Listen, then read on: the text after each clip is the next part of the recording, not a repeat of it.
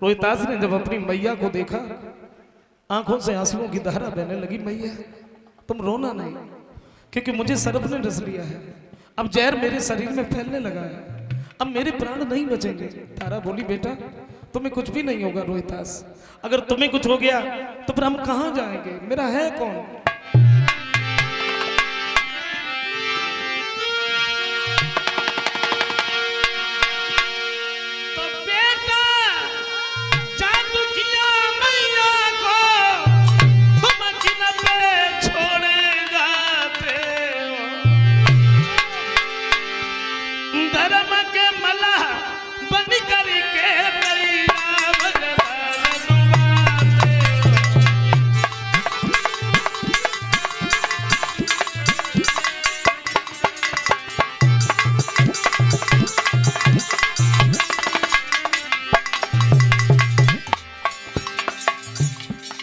तारा कहती रोहित तुम्हें कुछ भी नहीं होगा मेरे लाल। रोहितास कहते मैया मैंने कहा नहीं, जहर मेरे शरीर में फैलने लगा। बोली बेटा जा दुखिया मैया को तुम किन पे छोड़े जाते हो, धर्म के मला बन करके नैया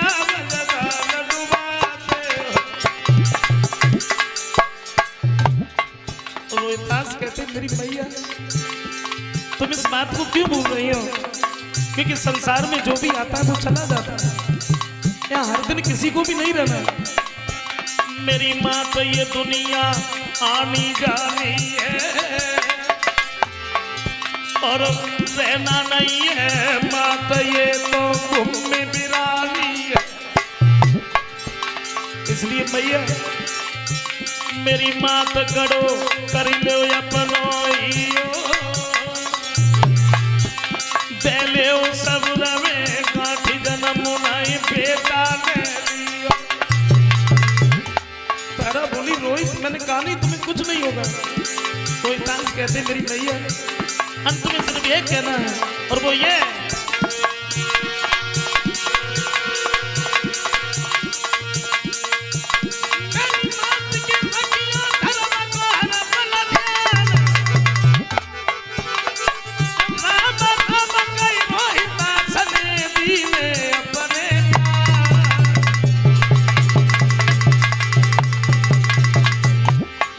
ही नहीं। मैया बिलखती रही गई गोदी से जगो बेटा बधी गो, मैया बिलखती रही गई गोदी से जगो बेटा बधी गो।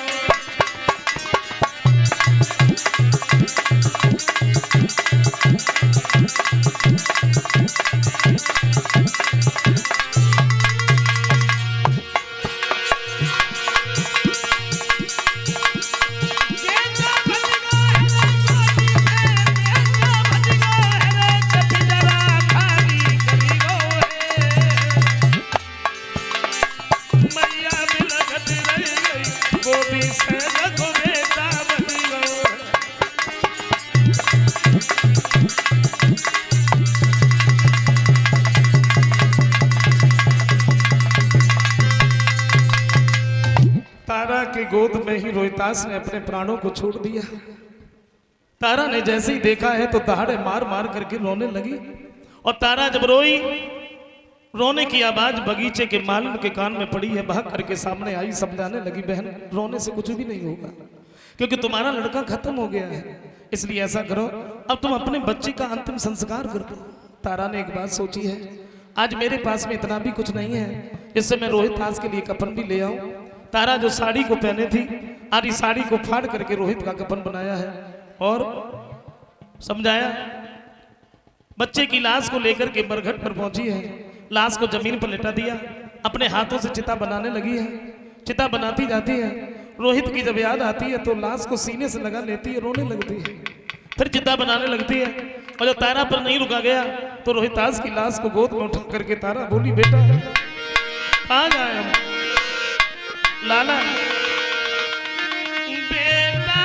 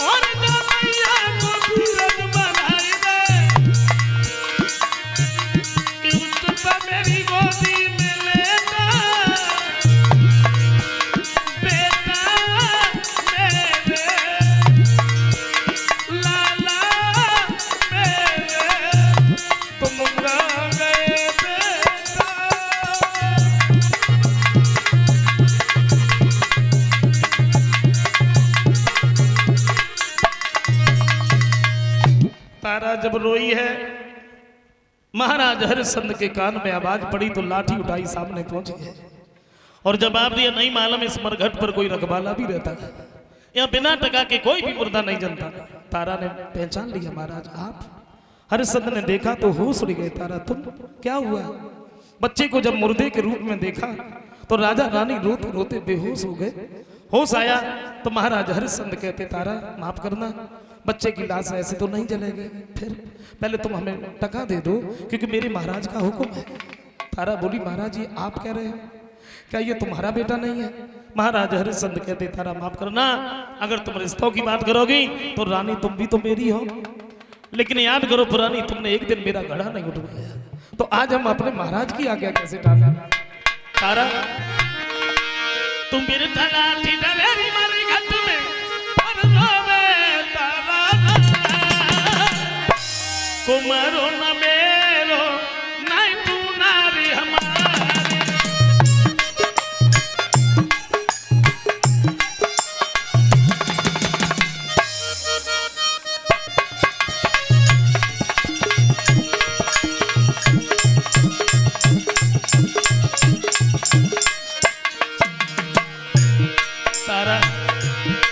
रिश्ते तो उसी दिन से छूट गए थे, याद करो पुरानी। काशी में आई बिके छोटे सब बनाते हैं,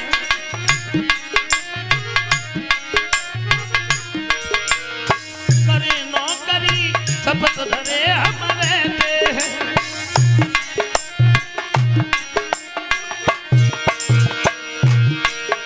तू टका एक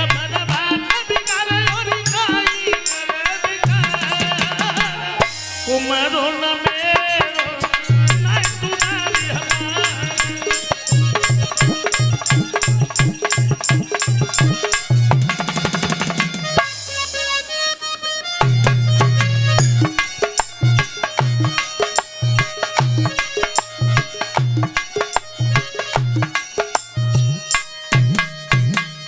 बच्चे की लाश तब जलेगी, पहले तुम हमें टका दे दो। तारा बोली, महाराज अगर आप अपनी जिद पर ही अड़े। गांव के बाहर जो मंदिर था, इस मंदिर में जाके गिर पड़ी, बेहोश हो गई। विश्वामित्र को चैन नहीं पड़ा, देखा तारा बेहोश है, एक खेल और खेल लिया जाए। भागे, एक मुर्दा बच्चे को खोज करके लाए, तारा के पास में लिटा दिया, होठों से खून लगा दिया और गांव की गलियों में आवाज लगाई है। गांव के बाहर जो मंदिर है, इस मंदिर में एक डायन आई है जो दूसरे की संतान को मारती है। अपने अपने बच्चों को बचा करके रखना, कहीं वो तुम्हारे बच्चों को न मार दे। वो खबर राजा को मिली, राजा ने मेहतर को बुला लिया और मेहतर घर पर आया तो इसने हरिश्चंद्र को बुला लिया। ये मेरी तलवार ले जाओ, गांव के बाहर जो मंदिर है, इस मंदिर में एक डायन है जो दूसरे की संतान को मारती है, तुम उसे मार के आओ। तलवार उठाई, मंदिर के नजदीक पहुंचे हैं तो होश उड़ गए। मुर्दा बालक लेटा है, तारा के होठों से खून लगा है। तारा को देखा तो आवाज लगाई, तारा। तारा उठ के बैठ गई। महाराज आप? हरिश्चंद्र कहते, तारा तेरा लड़का खत्म हो गया तो तू दूसरे की संतान को मारने लगी। तारा बोली, महाराज ये आप कह रहे हैं, क्या मेरे ऊपर विश्वास नहीं? क्या मैं ऐसा कर सकती हूँ? बोले, मुझे मालूम है, मालूम है, लेकिन माफ करना, मेरे महाराज का हुक्म है, आज हम तुम्हें जीवित नहीं छोड़ेंगे। तारा कहती, महाराज मार दीजिए, मार दीजिए, अब ये जिंदगी भी हमसे जी नहीं जाती है, और फिर तुम्हारे हाथों से मेरी अगर मौत है तो फिर कहना क्या है?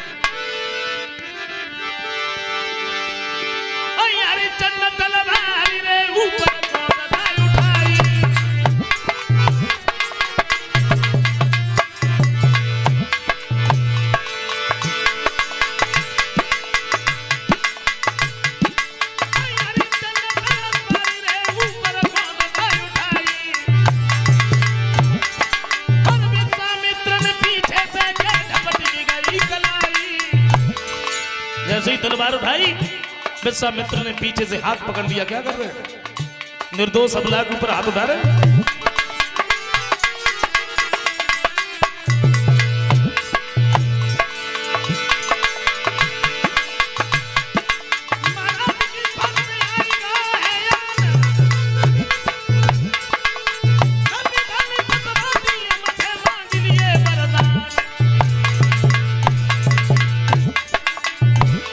चादर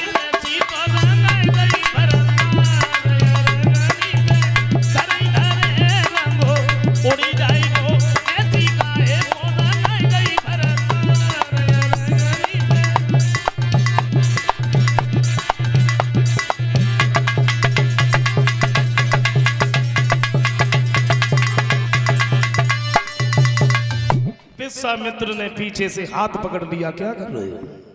निर्दोष अबला के ऊपर हाथ उठा रहे। और जैसे ही मुड़ के देखा तो पहचान लिया, बोले महाराज आप तो वही हो, आपने मेरा राज्य छीना था, आप यहाँ क्या कर रहे हैं? मेरे राज्य में क्या हो रहा है? बोले कुछ भी नहीं हो रहा।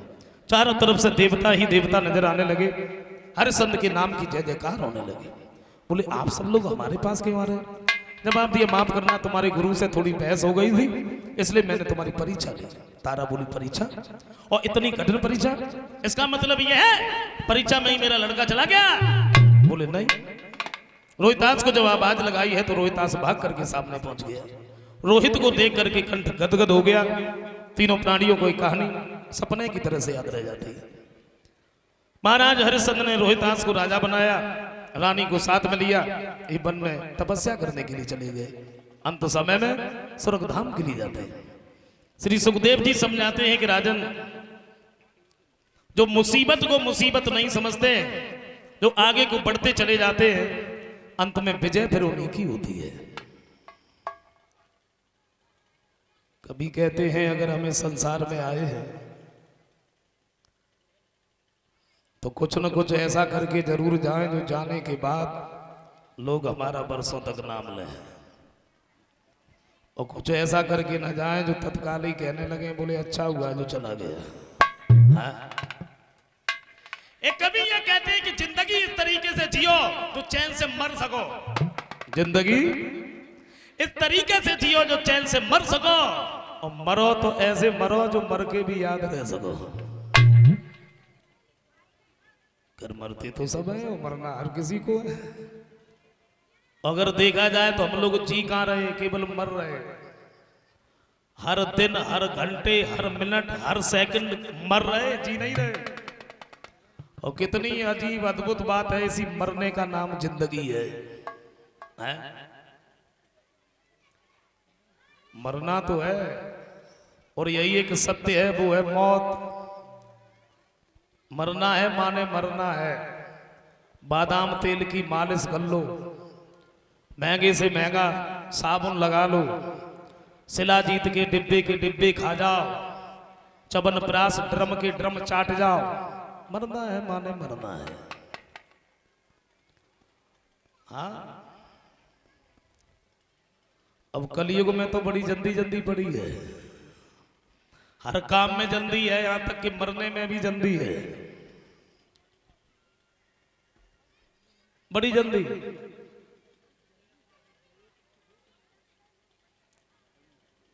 भागवत में वर्णन आता है कि सतयुग में इंसान की उम्र 1 लाख वर्ष की होती थी। सतयुग में इंसान 1 लाख वर्ष तक जीता था। सतयुग बीत गया, त्रेता आ गया, और त्रेता में एक शून्य कम हो गई। तब त्रेता में इंसान की उम्र 10,000 साल की रह गई। त्रेता भी बीत गया, द्वापर आ गया, और द्वापर में भी एक शून्य कम हो गई। द्वापर में इंसान की उम्र 1000 साल की रह गई। कलयुग आ गया, और कलयुग में भी एक शून्य कम हो गई। कलयुग में इंसान की उम्र 100 वर्ष की रह गई। और हमें तो जब कभी ऐसा लगता है कि समय बीतने के बाद में जाऊं में से एक शून्य कम हो जाए, क्योंकि बड़ी जल्दी जल्दी पड़ी है ना। अब 100 वर्ष तक कौन जीता है? 40-45 साल तो दवाई खाए खाए के कट गई, हॉस्पिटल के चक्कर लगाए। और जो 60-65 के भाई बस बोरिया बिस्तरा बांधे निकल लिए। कलयुग में 100 वर्ष तक तो जीना ही चाहिए, लेकिन कौन जीता है? अब बात माफ करें, बात जीने की नहीं है। आजकल कोई अगर 100 वर्ष जी लेता है फिर ये सोचते हैं कि मैंने 100 वर्ष पूरे कर लिए। बात जीने की थोड़ी है, बात इस बात की है अगर हम 100 वर्ष तक जिए तो हमने किया क्या किया? अंदाजा लगाओ। अगर हम 100 वर्ष तक जिए तो 50 वर्ष हमारे सोने में निकले गए। 100 वर्ष तक जिए तब 50 वर्ष सोने में निकले गए। भाई दिन में जो सोते हैं वो तो एक्स्ट्रा है अलग से। 50 बचे, 25 वर्ष इधर उधर भागने में निकले गए। छोटे थे, सबसे पहले तो माता पिता ने श्रीमान जी को पढ़ने के लिए स्कूल में भेज दिया। और जब ये स्कूल में पहुंचे तो तोते की तरह से रटने लगे। डीओजी, डॉग माने कुत्ता, घड़ा, गधा, घोड़ा रटने लगे। अब तो पढ़ाई की कुछ कहो ही मत, पढ़ाई कुछ मत कहो। एक पट्टी पे पूरा परिवार पढ़ ले तो अब 10 किले को बच्चा है और 15 किले को बस्ता है? सवेरे सवेरे गधा की तरह पीठ हिलाते हैं, बोले चलो सीधे। कुछ और बने हुए, और जब कुछ और बड़े हो गए फिर तो दौड़ने लगे, न पिता की मानी, न मां की, न भाइयों की, न परिवारियों की। और जब किसी की नहीं मानी, उठा के माता पिता ने शादी कर दी। अब बाकी के जो दिन बचे थे वो श्रीमती जी की आज्ञा में कट गए, निकल गए। बैठ जाओ तो बैठ गए, खड़े हो जाओ तो हो गए। क्या बचा? कुछ नहीं। आए चले गए। एक कभी कहते हैं कि पहरा और कितने हूं लगे भैयो एक दिन हो महल में चोरी पहरा।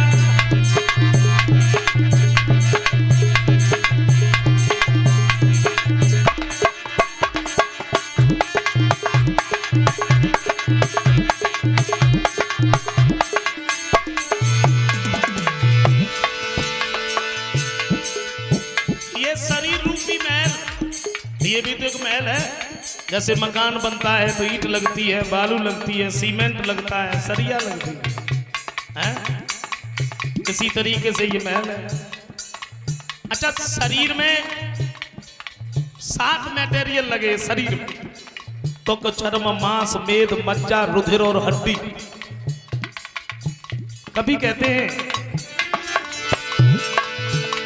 आत्मा इस शरीर से जुदा हो जाती है। अच्छा, रिश्ते आत्मा का किसी से कोई रिश्ता नहीं, रिश्ते केवल इस शरीर के। और जब आत्मा निकल जाती है उसके बाद शीश पकड़ी के मैया रोवे, पैर पकड़ी जगी गोली हो रे राम।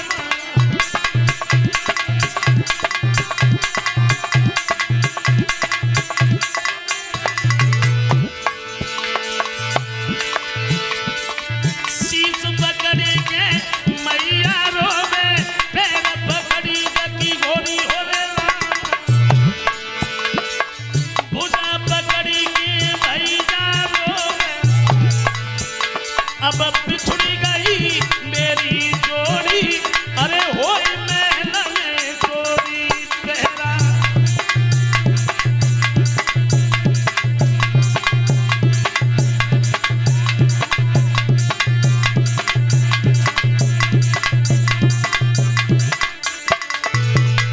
उसके बाद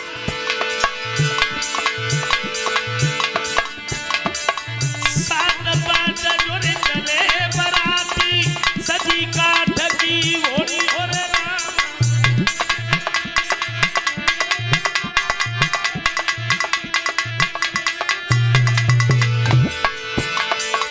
सात पांच जोड़े चले बराती, सजी काठ की घोड़ी हो रे राम। चाय की भरी तय मरघट में, अब फूक दई जैसे होरी, होई महल में चोरी पहरा।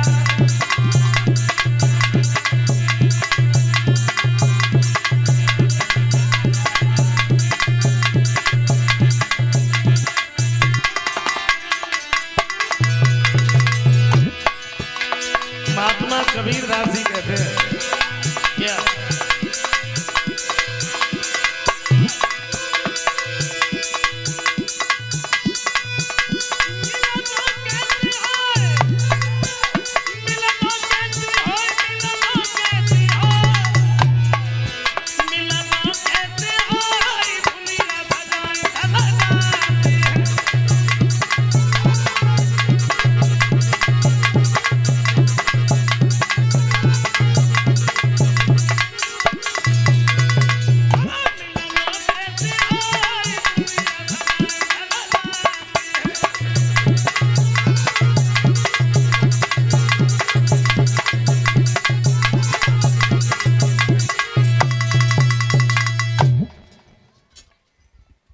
कहाँ महाराज हरिश्चंद्र ने सब कुछ दान में दे दिया। दान तो कर देना चाहिए। हम ये नहीं कहते हैं कि आप धन का ही दान दो, धन पर्याप्त है तो धन का दान करो, शरीर में ताकत है तो अपने से जो कमजोर है उनकी रक्षा करो, ज्ञान है तो उसका दान करो। सरस्वती के भंडार की है अनोखी बात, और बिन खर्चे घट जाते हो, खर्च करें बढ़ जाते।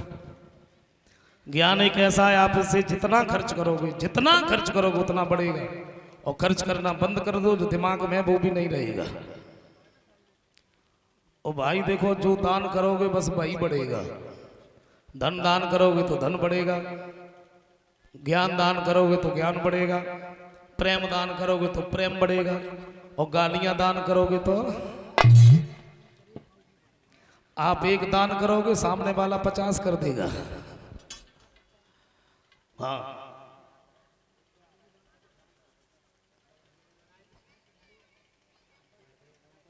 ये कुछ पुरस्कार आया।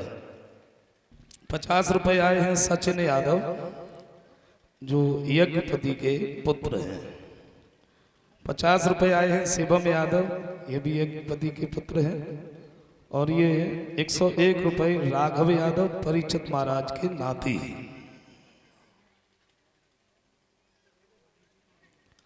वही खाटू श्याम भजन के बारे में लिखा। और ये 51 रुपए रामू यादव गांव। और यूट्यूब पर तो आप लोग देख ही रहे हैं क्या चल रहा है अब, हैं? अगर यही दशा रही ना, मैं सच बता रहा हूं, ये कथाएं बिल्कुल बंद होने वाली हैं।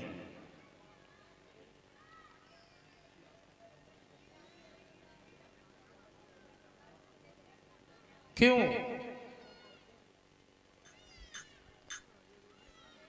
क्योंकि व्यास गद्दी पर बैठ करके पता नहीं कैसे कैसे कथा कहते हैं। ऐसा वैसे नहीं करना चाहिए।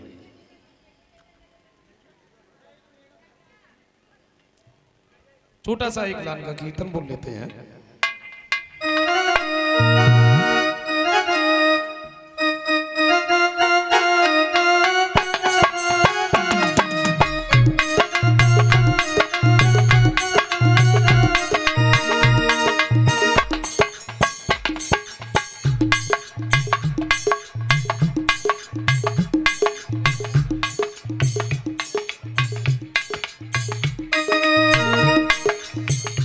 गोपियां कहती हैं श्याम सुंदर के बारे में,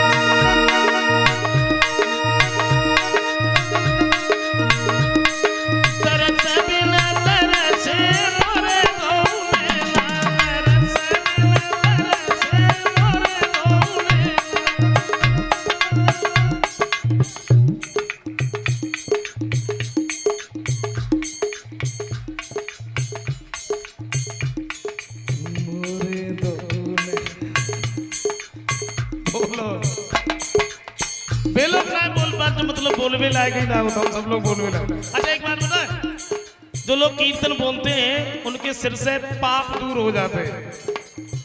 जो लोग कीर्तन बोलते हैं उनके सिर से पाप दूर हो जाते हैं। तो किसी ने पूछ लिया फिर वो पाप जाते कहाँ हैं? बोले जो नहीं बोलते ना उनके सिर पे बैठ जाते हैं। हाँ।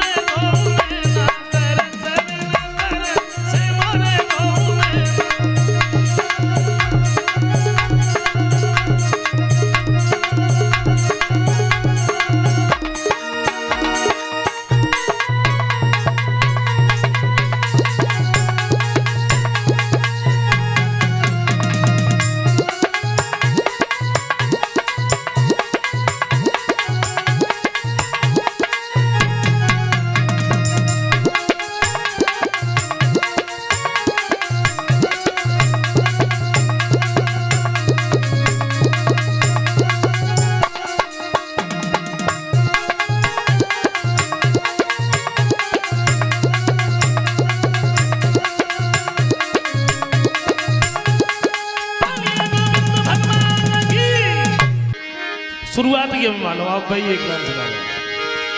एक पत्नी अपने पति से बोली, तुम लइयो सुंदर हार प्यार से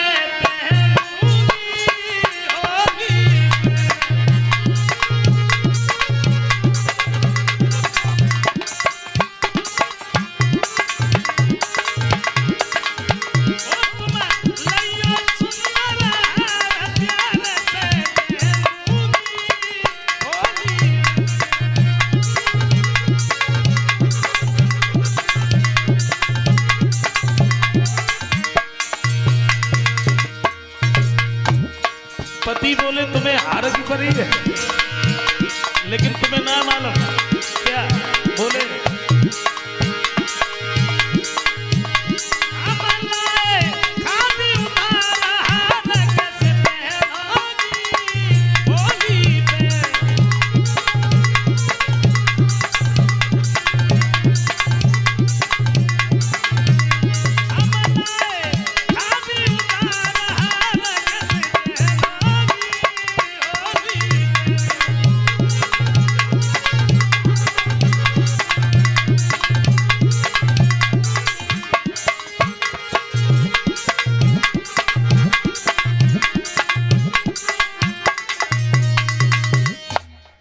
आओ भाई रामू का जरूर सुना दे। आए थे तो 2-3 बार फोन गया सुनाना पड़ेगा। मैंने अब ये गीत ज्यादातर विशेष शास्त्री गाते हैं इस गीत को, बुलाने हमें मालूम है।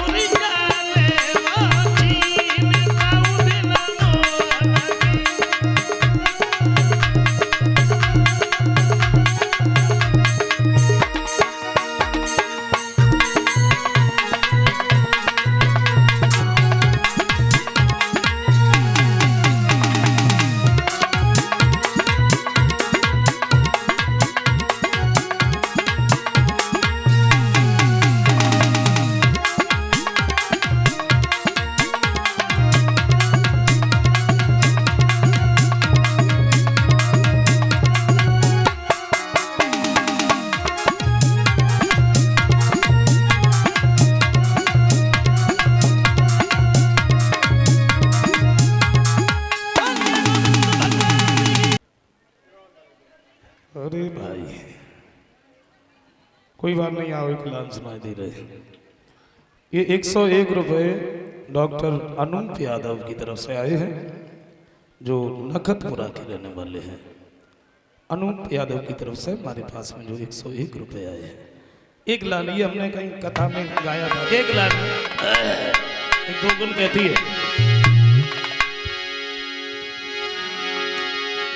अरे ले दे लागुरिया तुम ऐसा ले दे लागुरिया, इतनी तेजी से पड़ी रही धूप संतरा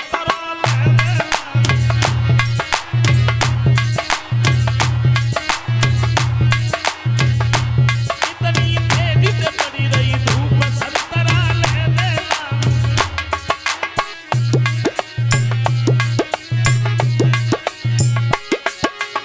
ले देना गुरिया संतरा ले देना गुरिया, ले देना गुरिया संतरा ले देना गुरिया, इतनी इतनी इतनी तेजी से पड़ी रही धूप संतरा ले देना।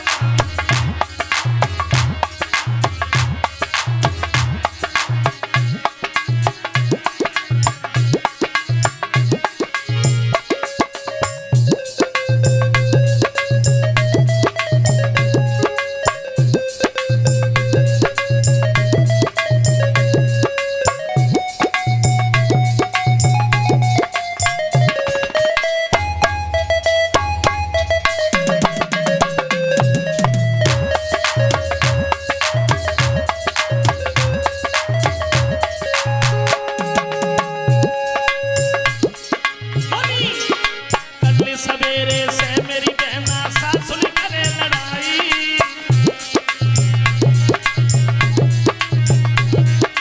कल सवेरे से मेरी गुइया सासुल करे लड़ाई, जाई गुस्सा में मेरी बहना रोटी ना खाई, इतनी इतनी इतनी तेज से पड़ी हुई धूप संतरा ले देना।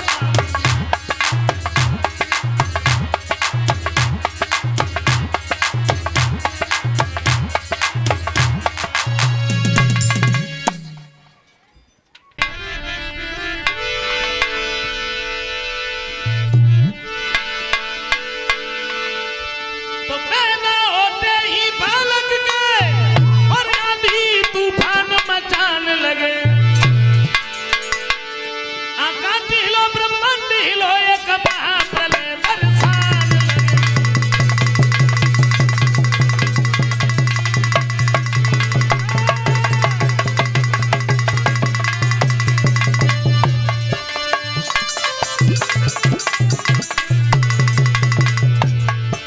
हुआ क्या?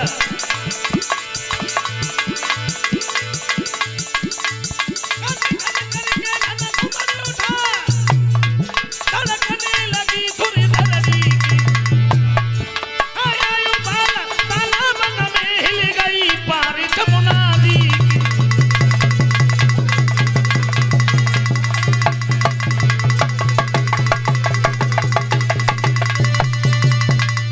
बच्चे ने जब जन्म लिया आंधी तूफान मचने लगे। उग्रसेन ने सोचा ये हमारे घर में कैसा कुल कपूत पुत्र पैदा हो गया। उस बच्चे का नाम कंस रखा। कंस आंगन में थोड़ा सा बड़ा हुआ, बच्चों में खेलने के लायक, तो बचपन से ही उपद्रव कर रहा है। छोटे छोटे बच्चों को ले जाता है, किसी का हाथ तोड़ देता है, किसी का पैर तोड़ देता है, किसी का गला दबा देता है, किसी को कुएं में धकेल देता है। उपद्रवों को करता हुआ कंस बड़ा हो गया, और जैसे ही बड़ा होता गया उपद्रव भी बढ़ते चले गए, उपद्रव कम नहीं हुए।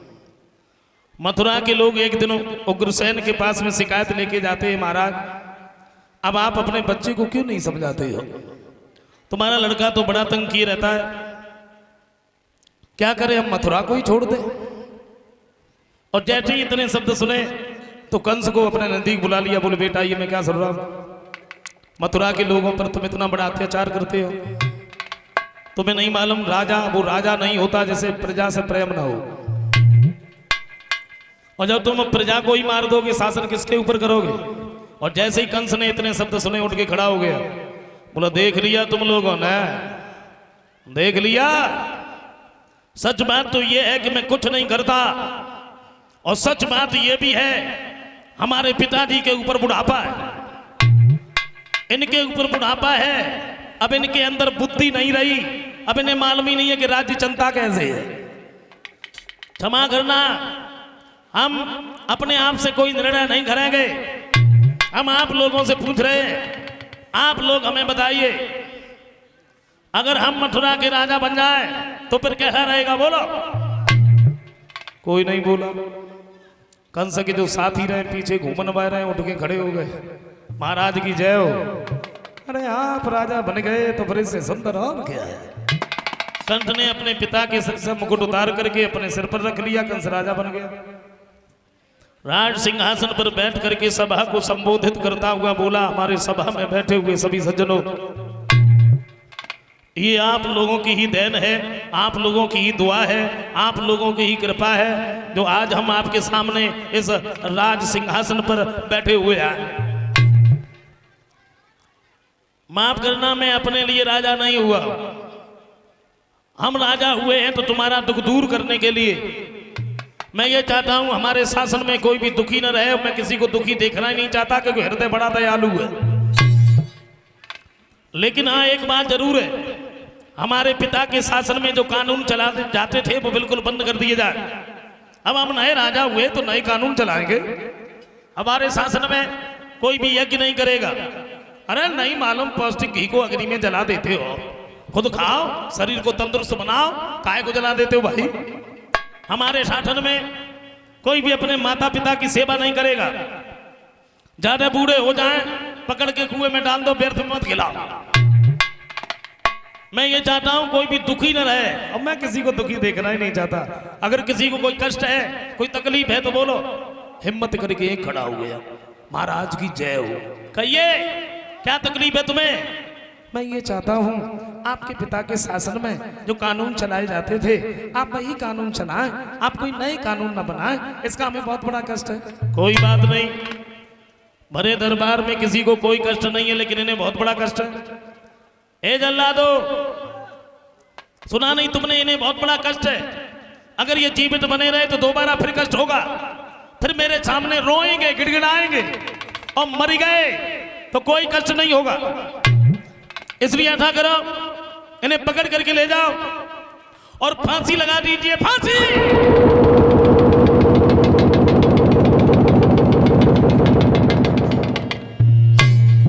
और बोलो किसी को कोई कष्ट है? बोले महाराज हुई ना सकत, बड़े आराम से रह रहे हैं।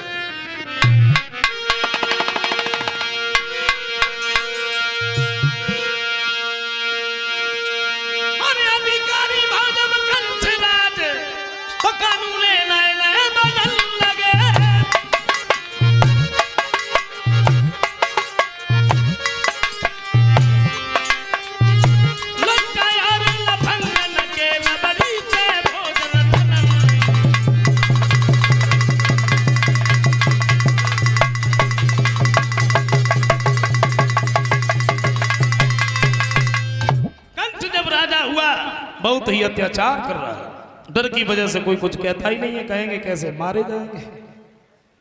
एक दिन कंस दरबार में बैठा था, मंत्री से सलाह मिलाई। मंत्री जी महाराज, दिखता नहीं है मैं शादी के योग्य हूँ, वो मारी तो समझ में नहीं आ रहा, विवाह में करूं तो किसके साथ करूं? मंत्री कहता है महाराज मगर देश के जो राजा हैं जरासंध, इनके घर में 2 बेटियां हैं, अस्ति और प्राप्ति, दोनों देखने में बड़ी सुंदर है, उन्हीं के साथ में शादी कर लो।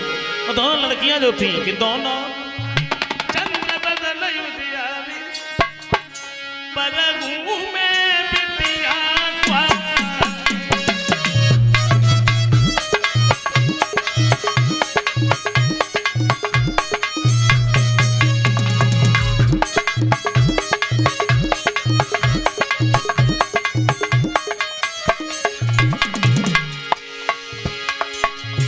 देखने में बड़ी सुंदर।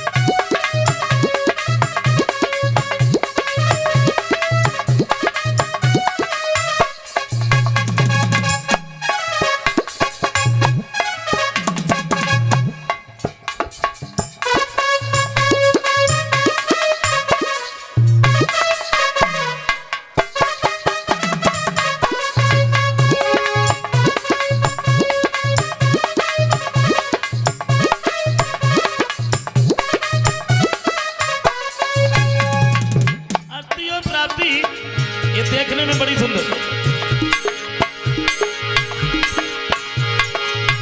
बड़ा सुंदर बदन था सुनहरा, चमके चंद्रमा सा चेहरा,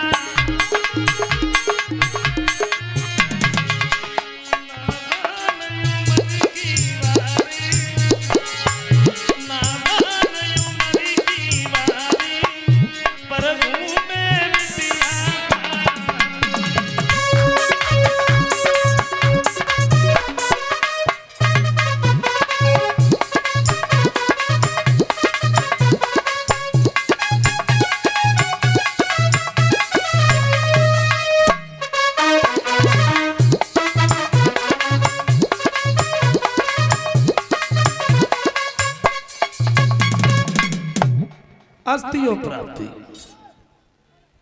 पहुंच गया कंस जरा सिंधु के नजदीक, बोले पहचाना आपने? बोले आपको कौन नहीं जानता है, आप तो मथुरा के नरेश हैं।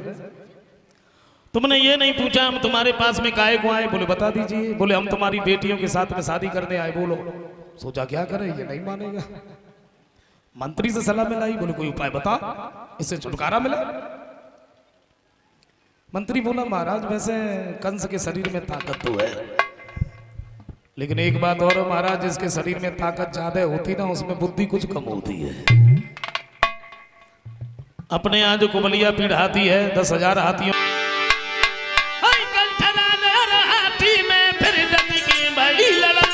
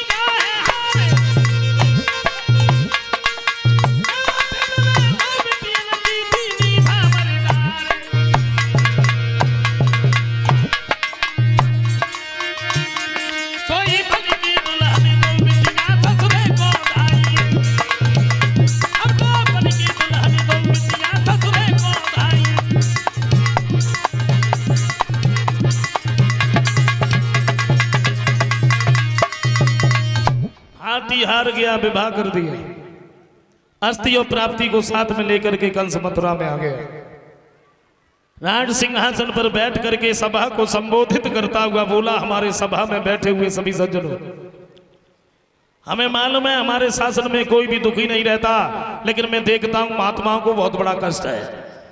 अरे बेचारे इधर उधर भागते रहते हैं, कष्ट होता है। अपने पूरे राज्य में घूमो, जिस जगह पर महात्मा मिल जाए पकड़ के ले आओ, जेल खाने में डाल दो, हथकड़ी बेड़ियां लगा दो, बड़े आराम से पड़े पड़े खाते रहेंगे, कोई कष्ट ही नहीं होगा। और तो कंस महात्माओं को पकड़वाने लगा। लेकिन महात्मा की आत्मा को जब निर्दोष सताया जाता है तो इसे परमात्मा भी सहन नहीं कर सकते। पृथ्वी गाय का वेश धारण करके रोने लगी, भगवान को आवाज लगाई है। भगवान ने आकाशवाणी की है, पृथ्वी तुम रो रो करके हमें न रुला।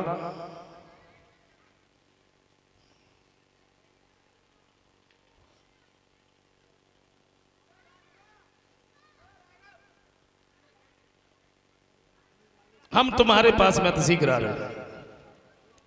बताया कंस के घर में चचेरी 7 बहनें थीं और 7 बहनें वसुदेव के लिए ब्याही गई थीं। वसुदेव बटेश्वर के रहने वाले थे, सूरसेन के पुत्र थे।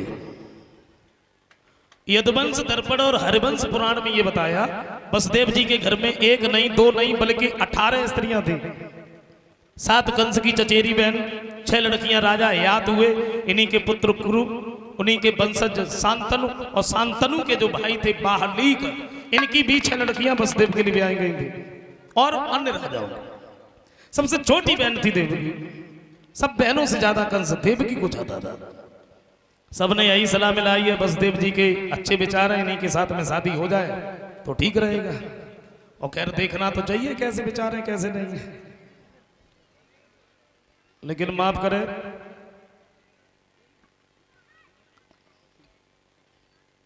काका कभी हाथरस के ये कहते हैं कि जो रिश्ते में दामाद होते ना दामाद, वो लिखते हैं बड़ा भयंकर जीव है इस जग में दामाद। मैं बुराई नहीं कर रहा हूं, क्योंकि हमें मालूम है कुछ लोग यहाँ ऐसे बैठे हैं जो काऊ न काऊ के दामाद हैं, और कुछ लोग ऐसे बैठे हैं जो मतलब है नहीं लेकिन उम्मीदवार है। काका कभी कहते हैं कि बड़ा भयंकर जीव है इस जग में दामाद, ठग ठग कर सास ससुर को कर देता बर्बाद, कर देता बर्बाद। आप पियो न खाओ, मेहनत करो कमाओ, बस उनको देते जाओ, और कितना भी देते रहो तृप्त हो ना शख्स, तो फिर ये दामाद है अथवा लेटर बक्स, पता ही नहीं लगता।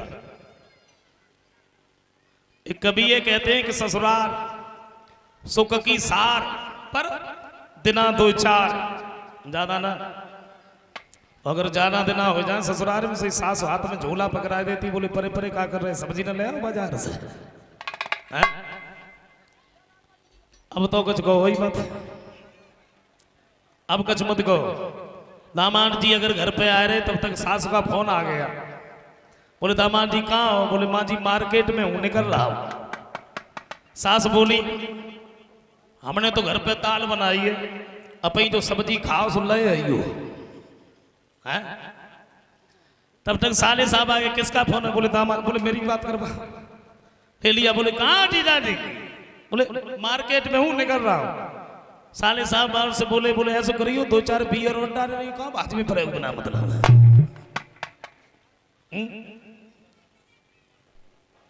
अच्छा एक कभी तो ये कहते हैं कि दामाद एक प्रकार के नहीं होते, दामाद 3 प्रकार के होते। माफ करें बुराई नहीं कर रहा। पहले दामाद, दूसरे दमदुल्ली, तीसरे बोले दुल्ली। दामाद तो बेहोश 7 साल बाद गए, बढ़िया भाई मिठाई लेके गए, रात भर रुके तो रुके, सवेरो ना वो था सब पहले उठे चले आए, काउन देखो काउन ना देखो, फोन आए, बोले दामाद जी आए, बड़ी खुशामद भाई। दमदुल्ली महीना में 1.5 महीना में गए, 15-20 दिन ससुराल में खूब रुके, और दुल्ली ये लगी तो कुछ कहो ही मत। 10 दिन अगर घर पे तो 40 दिन ससुराल में।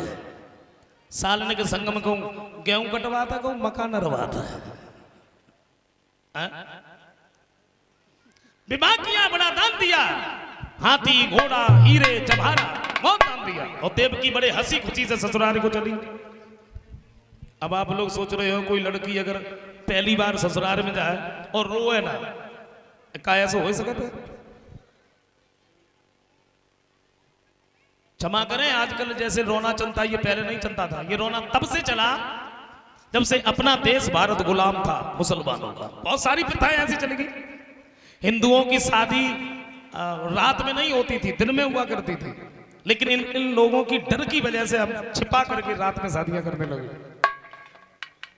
ये रोने की प्रथा तभी से चली, ये घूंघट की प्रथा तभी से चली। कह रहा हूं तो हमारी बहनें समझदार है, बहुत सुधार है, नहीं रोती हैं, लेकिन करे का कोई लड़की अगर समझदार है, पढ़ी लिखी है, वरना रो है, ससुराल को चली जाए, दूसरी बार जब लौट गया तो और तो चैन भी ना लेन देती। ले गई तो कूद के बैठ गई, को आंसू ना डालो। रोना नहीं चाहिए, बड़े हंसी खुशी से ससुराल को चले। सहेलियां विदा करती हुई बोली बहन तुम जा रही हो कि जा मेरी बहन और तुम्हारा सुखारी, जा मेरी बहन तुम्हारा सुखारी।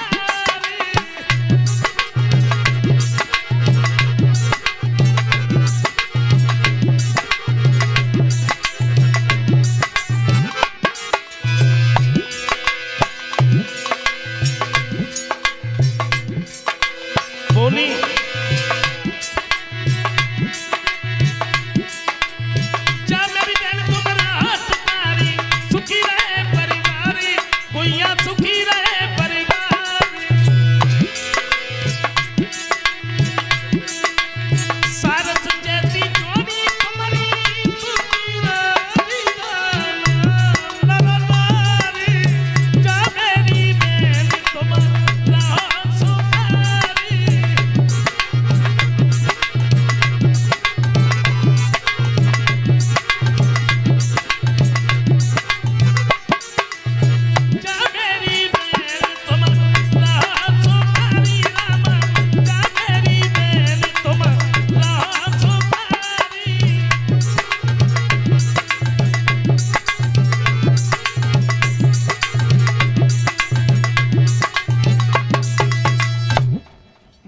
हर्षोल्लास के साथ ससुराल को चली।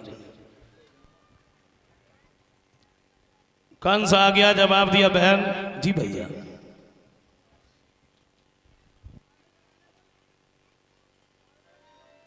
पालकी में बैठकर कब चलोगी? चलो रथ में बैठो, हम तुम्हें छोड़ दें, रथ में बैठा लिया।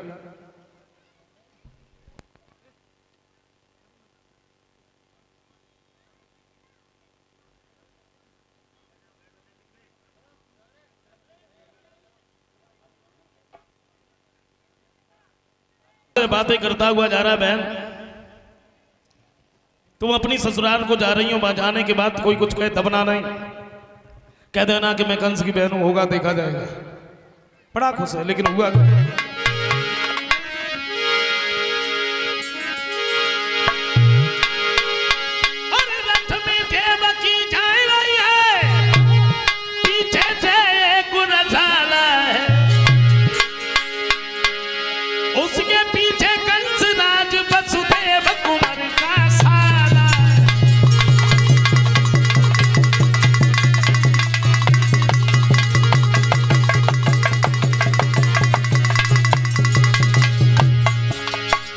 देवताओं ने आवाज लगाई, कंस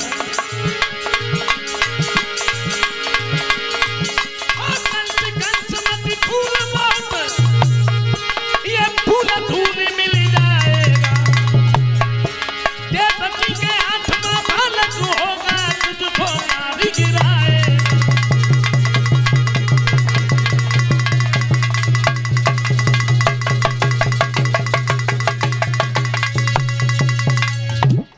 जवाब दिया, तू अपनी बहन देवकी को छोड़ने के लिए जा रहा है।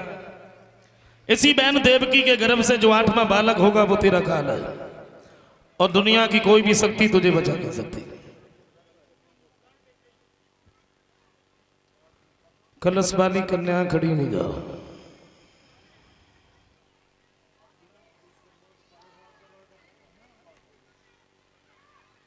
जैसे ही कंस ने इतने शब्द सुने तो तलवार निकाल ली, देवकी के केसों को पकड़ करके जमीन पर खींच लिया। देवकी बोली, भैया क्या हुआ? कंस कहने लगा, भी तुमने आकाशवाणी नहीं सुनी? देवता ने क्या बताया? तुम्हारे गर्भ से जो 8वां बालक होगा वो मेरा काल है, और मैं मरना नहीं चाहता। मर गया ना, प्रजा के लोगों की सेवा कौन करेगा? सब हमें इतना चाहते रो रो के मर जाएंगे। वसुदेव ने देखा, भाग करके सामने आए, कंस क्या हुआ? ये क्या कर रहे हो? जवाब दिया, बहनों साहब क्या दिख रहा है तुम्हें? तो तुम अपनी बहन को मार रहे हो। कंस कहने लगा, तो क्या मैं मर जाऊं? वसुदेव कहते, तुम्हें हो क्या गया?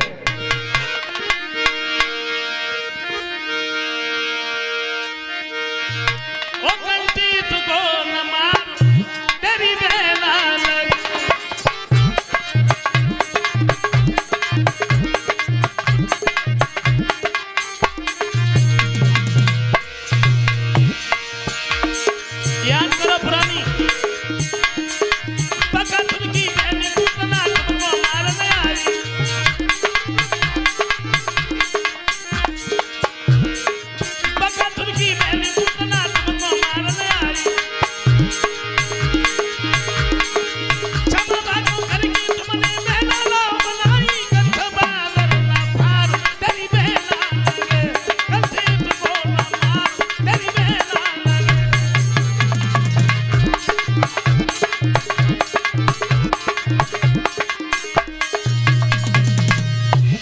एक बात कही, तुम हमें ये बताओ, तुम्हें तुम्हारी बहन से डर है या इसके संतान से? बोले, हमें बहन से कोई डर नहीं है, डर तो इसके बच्चों से है। तो मैं यमुना मैया की सौगंध खा के कह रहा हूं, तुम्हारे बहन देवकी के गर्भ से जो भी बालक होगा मैं तुम्हारे पास में लाता रहूंगा, तुम मारते रहना या छोड़ते रहना। कंस ने वसुदेव देवकी को छोड़ दिया, जान से नहीं मारा, लेकिन अपने शिकंजे में कस लिया। धीरे धीरे जब समय बीता है तो देवकी के गर्भ से पहले बच्चे ने जन्म लिया। उस बच्चे को देख करके देवकी बड़ी खुश है, लेकिन वो खुशी ज्यादा देर तक नहीं रुकी। कंस ने एक बात, कंस के बारे में वसुदेव कहते हैं, देखो हमने वादा किया है इस बच्चे को हम कंस के पास में ले जाएं। जरा से बच्चे को लेकर के वसुदेव कंस के नजदीक पहुंचे। कंस ने देखा तो पूछ लिया, बहनोई साहब क्या लेके आए? बोले तुम्हारी बहन का पहला लड़का है। पहला है ना? हाँ ले जाइए, हम नहीं मारे, अगर हमने मार दिया तो हमारी बहन को बहुत बड़ा कष्ट होगा, ले जाओ। बस देव जी उस बच्चे को जीवित लेके आए। देवकी ने देखा, दुआएं देने लगी, भैया तुम्हारी हजारों बरसों की उम्र हो, तुमने मेरे बच्चे को छोड़ दिया। नारद ने देखा तो एक बात सोची, कंस इतना बड़ा दुराचारी, फिर दया कैसे आई? अगर ये इसी तरीके से बच्चों को छोड़ता रहा तो भगवान को आने में बड़ा समय लगेगा। कंस के नजदीक पहुंच गए और जैसे ही कंस ने देखा तो बिठा लिया, आओ बाबा नारद, सच बताएं महात्माओं समय बहुत बड़ी जलन है, और क्या बताएं तुमसे तो ऐसा पेट मिला जो कुछ कह नहीं पाते, कैसे आए? नारद कहते क्या देवकी के गर्भ से बालक नहीं हुआ? हुआ था ना, थोड़ी देर पहले आ जाते, मैं तुम्हें दिखा देते, बहनों हिसाब लेके आए, मैंने मारा नहीं। मारा नहीं? क्यों नहीं मारा? बोले आपको तो मालूम है हृदय इतना दयालु है, किसी के ऊपर हाथ ही नहीं उठता, क्या करे? तो नारद कहते लगता तो ऐसा है कि तुम्हारी मौत आ गई। मौत आ गई? कैसे? बोले तुम्हें नहीं मालूम। तो नारद बोले कंस राज बस मन मेरा ये कहता है क्या, और सच है जब चतुर चूकता है तब तीन ठोकरें खाता है।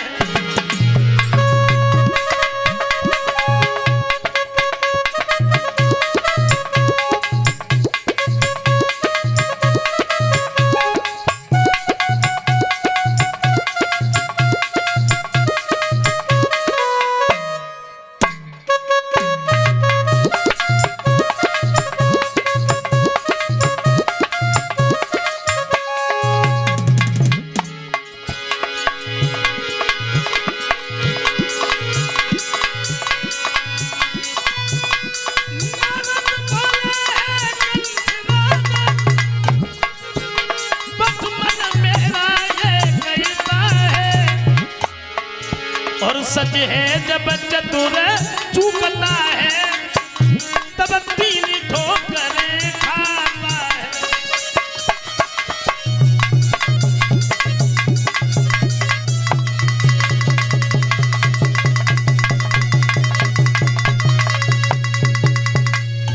तुम्हें नहीं मालूम देवकी का हर बालक आठवां हो सकता है? बोले कैसे? जैसे नारद ने कमल के पुष्प की पंखुड़ियों को इधर से उधर गिनवा करके कंस के दिमाग में बात फिट बिठा दी, तो कंस कहने लगा इसका मतलब ये है कि देवकी का एक भी बालक नहीं बचना चाहिए। बोले हमने के कब कहा तुम मार दो? मैंने तो नहीं कहा। मांगा, देवकी के नजदीक पहुंच गया, जवाब दिया बहन इस बच्चे को हमें दे दो। देवकी बोली भैया ये वही लड़का है अभी तुम्हारे पास से आया था, तुमने मारा नहीं था, छोड़ दिया था। बोले मेरी भूल थी, अब नहीं छोड़ेंगे। पैर पकड़ के घुमा के चट्टान में मार दिया, मांस के चितड़े चितड़े उड़ गए।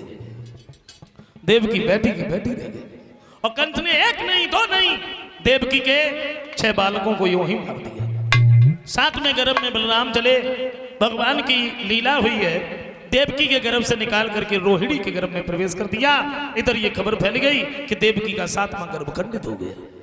8वें गर्भ में भगवान चले तो कंस कहने लगा सिपाहियों हमारे बहन बहनोई को पकड़ करके जेल खाने में डाल दो, हथकड़ी बेड़ियां लगा दो, फाटक बंद कर दो, जिस जगह पर 1-1 2-2 पहरेदार खड़े होते 10-10 20-20 लग जाओ, क्योंकि मेरा काल पैदा होने वाला है। अगर मेरा काल पैदा हो जाए सूचना देने के लिए मत बैठे रहना।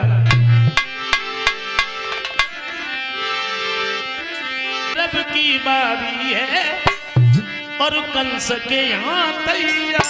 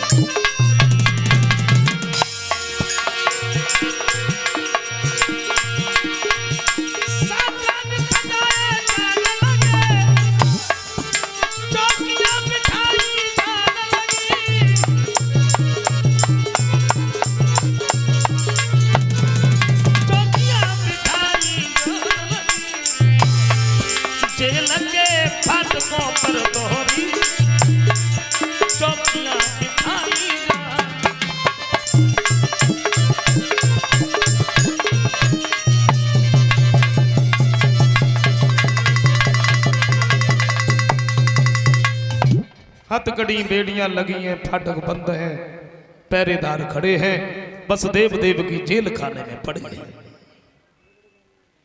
थोड़ी थोड़ी बूंदों की फुहार पड़ रही है, थोड़ी थोड़ी बिजली चमक रही है, थोड़ी बादल गरज रहे हैं। जैसे जैसे रात होती जाती है, पहरेदारों के साथ में कुछ घात होती जाती है। थी अरद निशा घन घोर घटा, बूंदों की तनिक रिमि झिमी है। श्रोतागढ़ तुमको ध्यान रहे, भादों की कृष्ण अष्टमी है। बस देव देव की जो जेल खाने में पड़े हैं, क्या दशा थी। जैसे जैसे रात होती जाती है, पहरेदारों के साथ में कुछ घात होती जाती है कि फाटक के पहरेदारों ने, फाटक के पहरेदारों ने बेहोशी रही है ठाई मौत देव की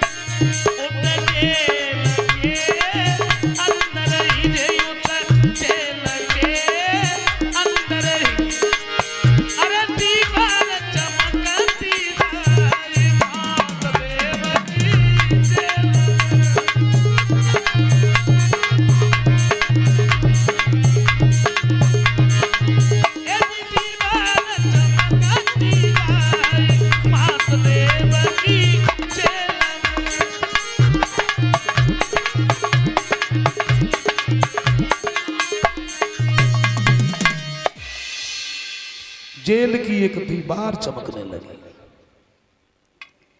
भगवान इनके सामने पहुंचे और जैसे ही भगवान को देखा तो दोनों हाथ जोड़ करके प्रणाम किया। फिर एक बात कही, प्रभु मेरी समझ में एक बात ये नहीं आती, हम लोग स्वर्ग में आ गए या स्वर्ग ही हमारे पास चल के आया है, मैं आपकी क्या सेवा करूं। भगवान कहते हैं, भक्तों हम सेवा करवाने नहीं बल्कि करने आए।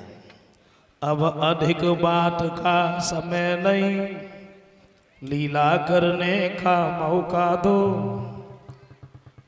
रात ही रात में किसी तरह मुझको गोकुल में पहुंचा दो।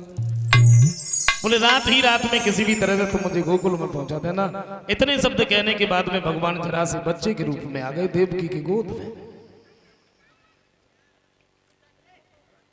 परीक्षित महाराज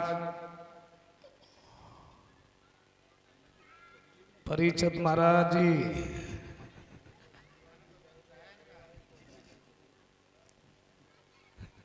कहाँ हो?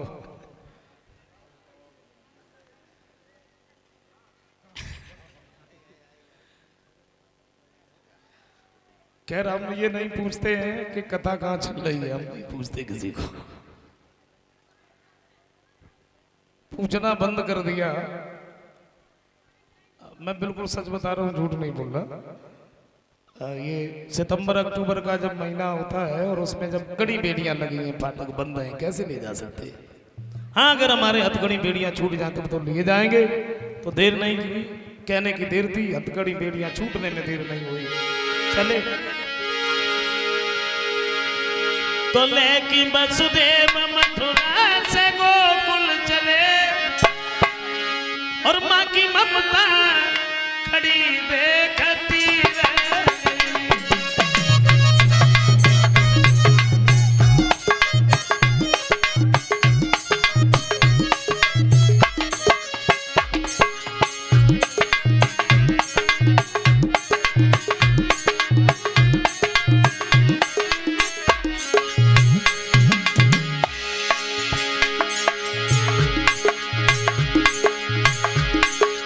वसुदेव जी वहां से आगे बढ़े।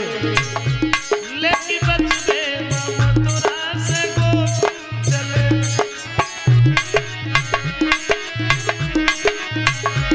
लेकिन वसुदेव मथुरा से गोकुल चले।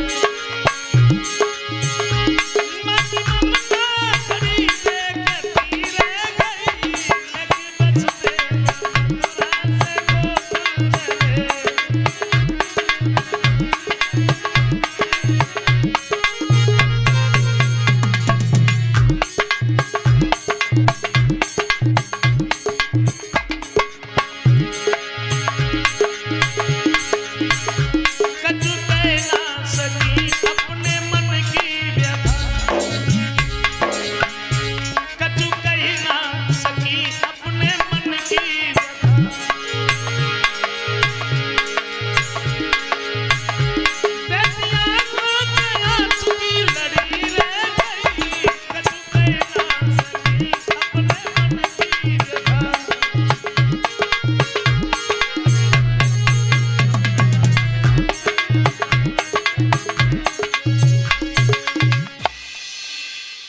माताएं बहनें अपनी अपनी जगह पे बैठी रहो, ये अभी मत फेंको। कौन फेंक रहा है?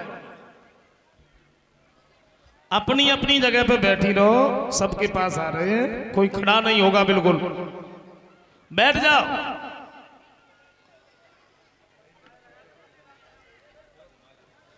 अब बच्चों बैठ जाओ।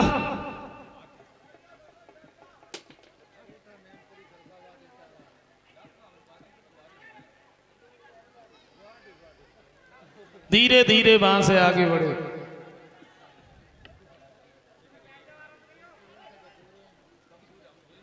यमुना मैया के किनारे पहुंचे हैं, खड़ाओं को उतार करके रख दिया। यमुना मैया में जैसे पैर दिया तो यमुना ने एक बात सोची, भगवान हमारे पास से जा रहे हैं, अगर अभी हमने इनके पैर नहीं छुपाए तो फिर पता नहीं कब मौका लगे। और यही सोच करके यमुना जो थी कि चढ़ी आई जमुना, आई चढ़ी आई